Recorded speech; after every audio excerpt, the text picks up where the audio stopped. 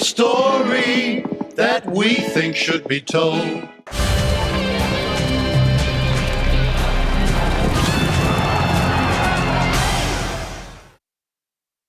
If ever a race can define a career, it was the 1986 WS Cox Plate. And Bonecrusher! The words still bring a tingle to the spine, reviving memories of a racehorse who displayed grit, determination and courage every time he took to the track.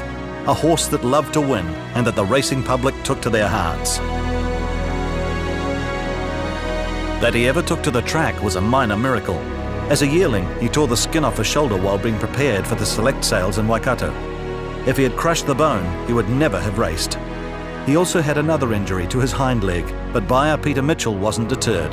He was acting on the advice of a breeding theorist who had recommended buying the colts from Agapasa. The theory was there would be a convergence of the titans somewhere on the bloodline.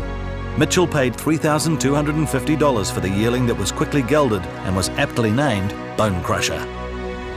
He was more commonly known as Red in the stables of trainer Frank Ritchie.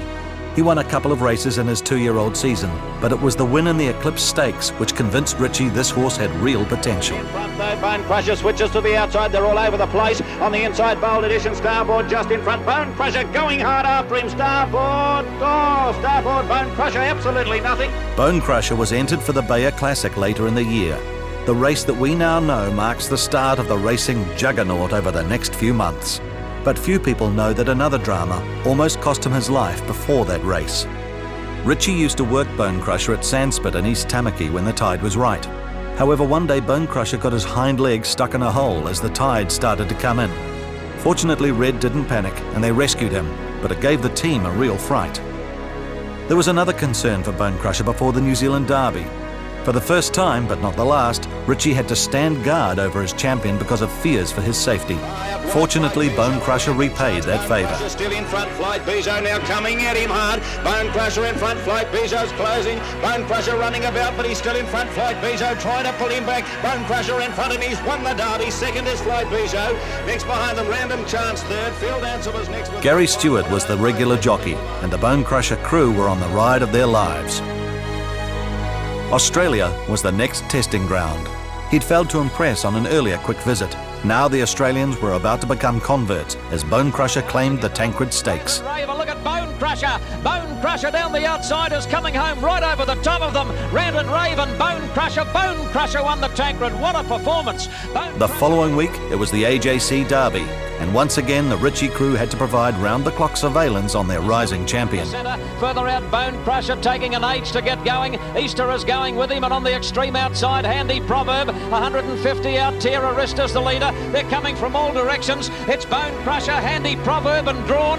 Bonecrusher put his head in front. He's got a great big heart. Bonecrusher, he'll win the Derby. Bonecrusher, too good. Look at the photo. Bonecrusher was tired after the Tancred, and the team knew how much it took to win the Derby.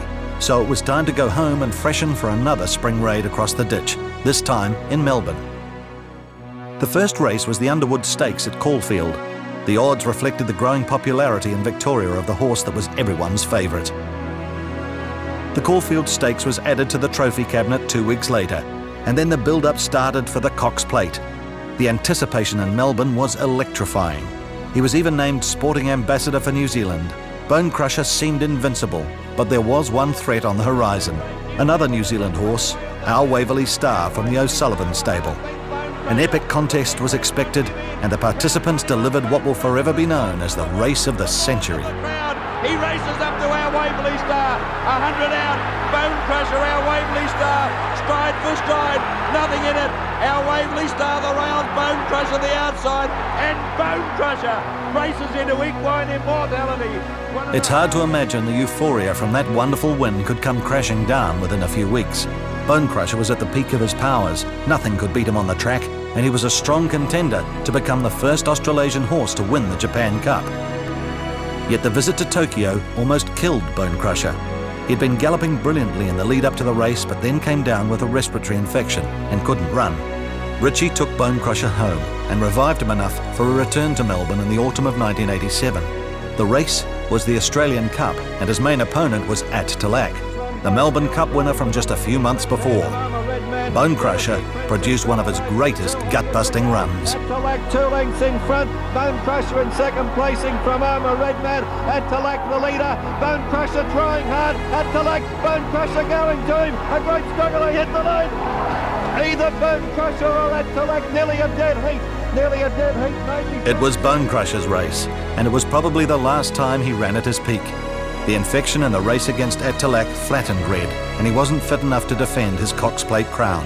Way through also with Golden King. There were other significant races ahead.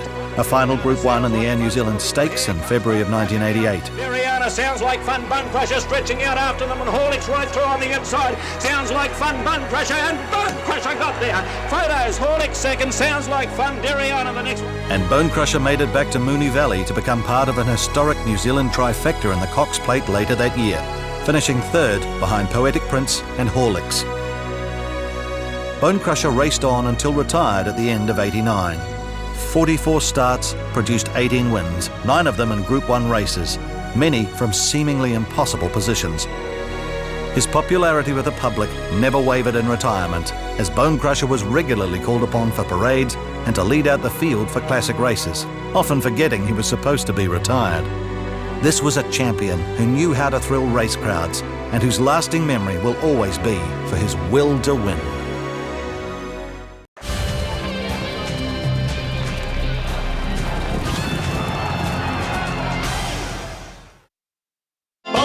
Bonecrusher would need wings and he's rocked for him. Bonecrusher got out at last, he's got those wings, and Bonecrusher dares to the lead. Oh, what a run, the winner. They'll talk about him for years and years.